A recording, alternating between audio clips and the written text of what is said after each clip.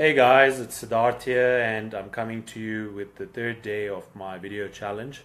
So, if you haven't really been following what exactly I've been doing over the last couple of days, I mentioned obviously on the first day of this challenge that for my primary business opportunity that I promote online, I basically have been involved in a video challenge, or I've been asked to get involved in a video challenge, and this is the third day of that particular challenge. So today's topic is focusing on creating your own website. Now, what I just want to clarify is that in yesterday's video, which was day two, I basically gave 5 key resources that you need to actually build an online business, and what are those key resources. And what I mentioned is that I would basically be going into more detail about each specific resource over the next coming days. So today is the first day where I'll cover the first resource, which is how to actually create your own website. And I'll just go into a little bit more detail about, why exactly you need to have a website, especially if you are starting some kind of business online and whether you're trying to promote a product or a service.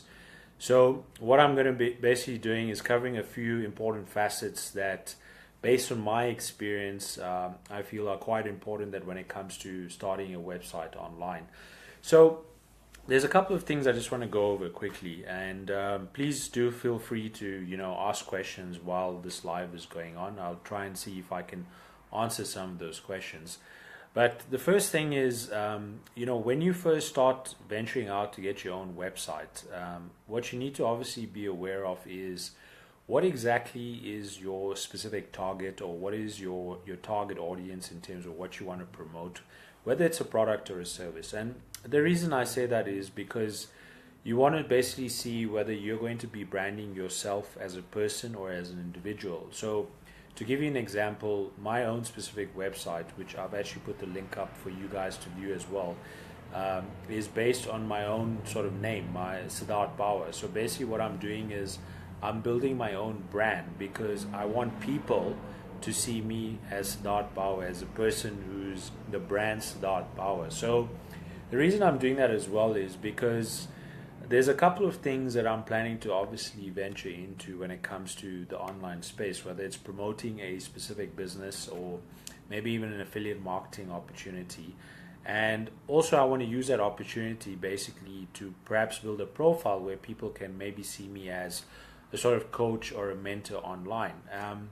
Now, it doesn't necessarily have to be that you need to create a specific brand where you basically are taking your full name in terms of branding yourself as a person.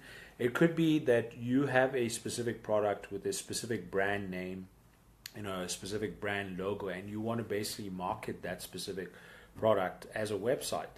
So it's very important that if you decide, for example, that you are going to basically brand yourself as a person, that you go in and ensure that you register what's called a domain. Now, domain is basically the website address. So it's basically the identity of a specific website. Now, obviously, a lot of you would know this, but for some of you who are still kind of getting familiar with websites, you need to know that if you have a name that is www. Let's say, for example, firstname.lastname.com, that itself is a website address. Now, what we call that specific identity for a website address is a domain. And it's very important that you actually register a domain. I'll explain where exactly you can register a domain. So it's almost like how you have a house and the house has an address, and the address is basically the identity of the location. So this is just to identify what exactly is this website, so that people who are looking for it on the internet can type in that specific address. Now, I would really suggest and strongly recommend that you actually, go and, obviously register a domain, because especially if you're looking to brand yourself as an authority. So if you're someone that, you want people to know you by your name, and they want to know you as the person that you are, I really suggest you go and register a domain, which basically is your first name and last name, like a .com, .net, .org. In some cases, if you find that the domain is taken, it can be possible, depending on how common your name is. I was fortunate that my name was very unique. Then obviously you can always create some kind of variation. So don't get too bogged down by that specific aspect. As long as it has something relating to your first name or your last name. Or in some case, as I said, if it's a company name, obviously you'll have maybe your companyname.com, etc. So it really depends on what it is you're trying to achieve and the objective of that.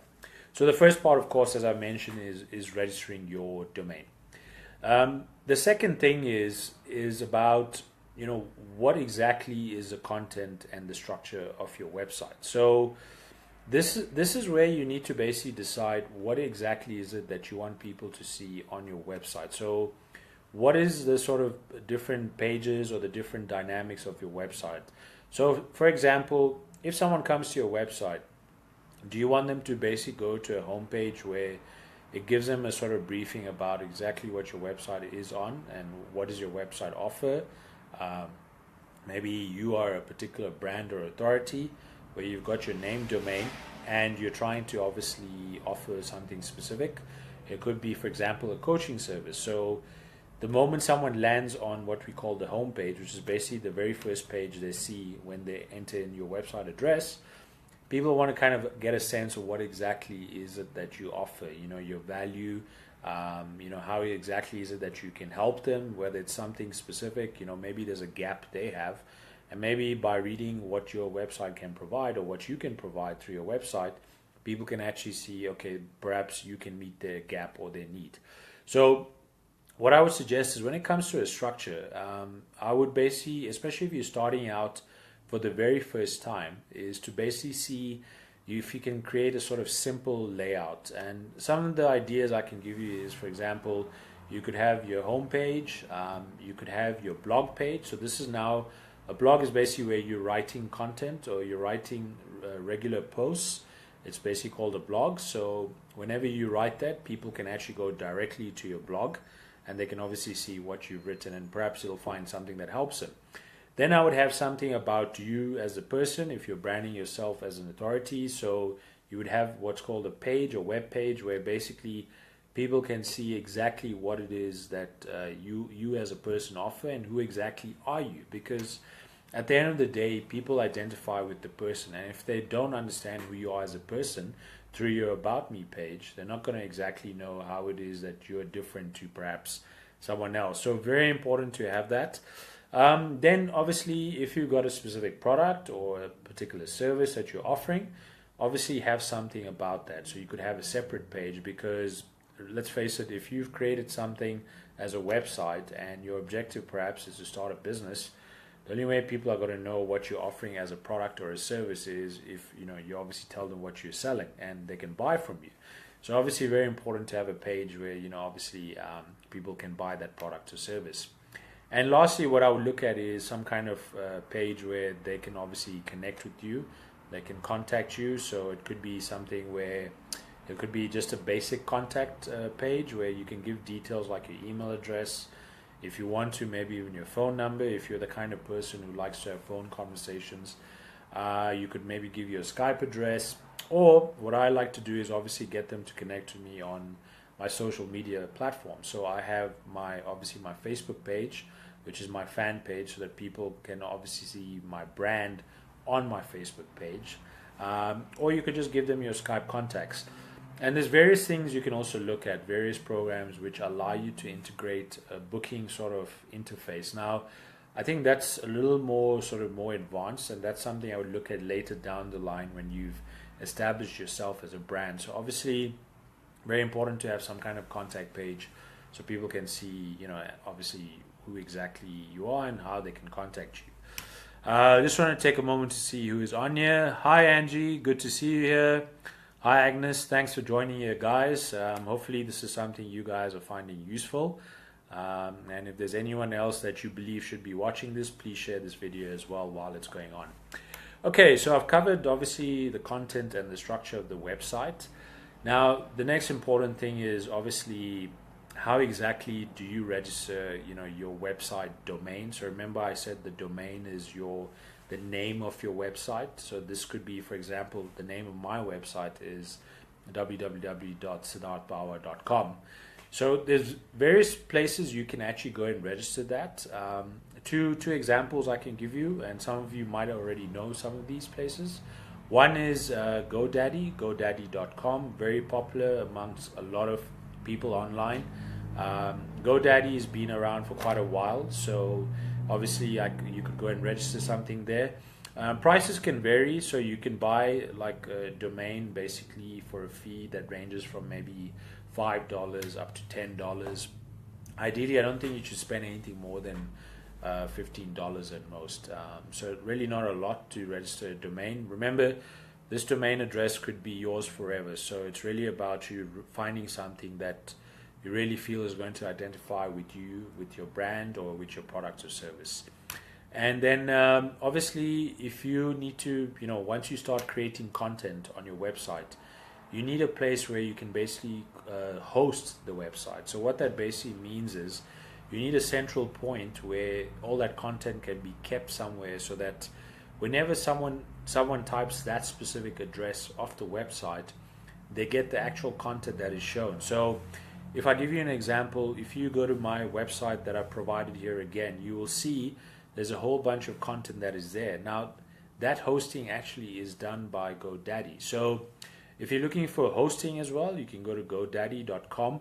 Or if you want to obviously evaluate other options, you can just basically Google, type in website hosting, and you'll find a whole bunch of programs. But personally, I use GoDaddy, and I'll explain exactly why I do that. So essentially what happens is when you've created your website address, and you've obviously identified what address you want, and then you've identified who's your hoster, it's very important basically for you to find a platform that allows you to create the content or to write content. Now, to make it sort of sound simple for you, if you're not really sure how exactly that works, you basically need to have what's called a content management system, and in abbreviation it's CMS. So there's various CMS platforms out there. Some of them I can give you examples are Drupal, there's Joomla, and there's obviously the most popular one, which is WordPress. Now, WordPress is the one that I use currently on my website.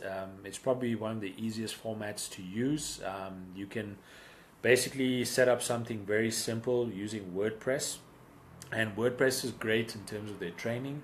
They actually give you content in terms of how exactly you can start a blog which can become your website. Very easy steps they give you. So if you're a complete beginner, you don't have to worry. You don't have to worry about getting overwhelmed. So if you're someone that's very keen of obviously sort of creating your own website using your own content management system, then you can use a platform like WordPress. And then what you can do is, once you started creating something on WordPress, you can actually connect it to your website address which you registered with your hoster, which could be, for example, GoDaddy.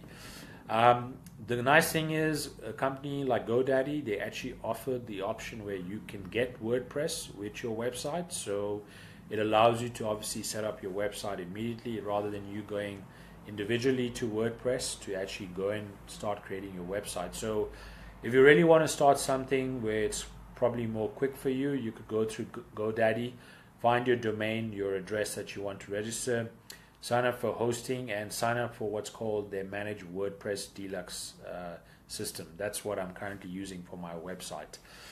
I'm not going to go into a lot of detail regarding WordPress because there's a couple of factors which I feel could be a little bit advanced, but probably in a later video during the challenge, the 30-day challenge, I'll go into a little more detail about what WordPress exactly can do for you as a website owner. When it comes to websites, one of the things I've found, especially when you're online or you're starting online, is people who obviously don't have a lot of technical expertise believe that they need to have that kind of expertise to start a website, and I'm here to tell you that's completely false.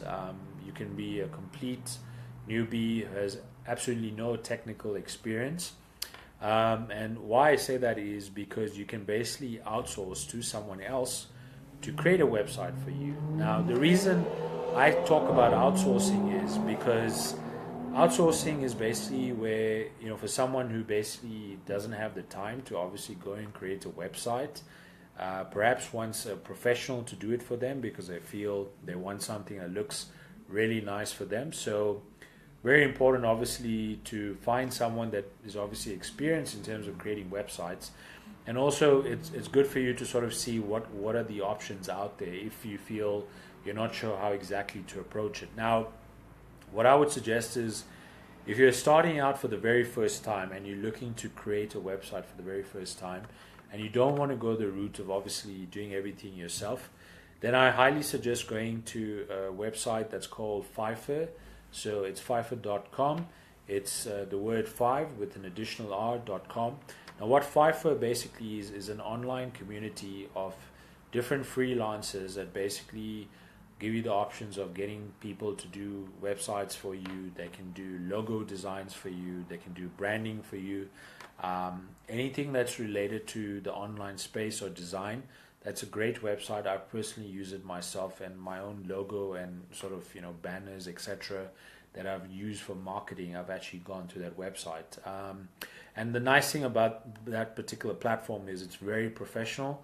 So you're dealing with people who are rated by other customers. So you actually create an account online, and you can actually go and obviously register your profile, and then you can go and start searching for various providers, and you can see what has been their experience and what has been their rating. So the nice thing is you can actually find people that you find have very high ratings, and it's very efficient in terms of how you get, how you do the payment. So it's not a case of someone asking you to pay them through some other method and you're not completely sure if it's secure or safe. It's completely secure and safe. You only pay obviously a certain amount once the work is done, and if there's any reason why you need to dispute something, you can lodge a dispute through the platform, and obviously the supplier will be contacted. So really, guys, I think the first point is, when you're looking to start your website for whatever it is, whether it's a product, a service, maybe even a passion you want to start, and you want to start promoting that passion, then the first point is to start getting your website. So I really hope this video has been very useful. I hope it has given you a lot of insights, and I just want to quickly see who's still on here. Hey Lynette, good to see you. Hopefully you found this video very useful as well. You're in this space, so you know a lot about this space as well. But guys, really, this video will also be going on my blog. My blog is siddharthpower.com, so you will see it later today. And if you really feel this video perhaps will give value to someone else, please feel free to share it. And please do visit my website just to get an idea, obviously, of what my website structure is. I have to warn you though, at the moment, there's a couple of things I'm doing and changing on my website. So at the moment, there's a few things that will not appear exactly as they should be, but nevertheless, you can see the actual structure of the website, and you can see how exactly I've laid it out. And over the coming months, I will be making a couple of changes, because obviously I want to sort of create a different type of brand for my website. So I really hope you found that useful, and make sure you catch me tomorrow, where I'll be doing day 4 of the video challenge.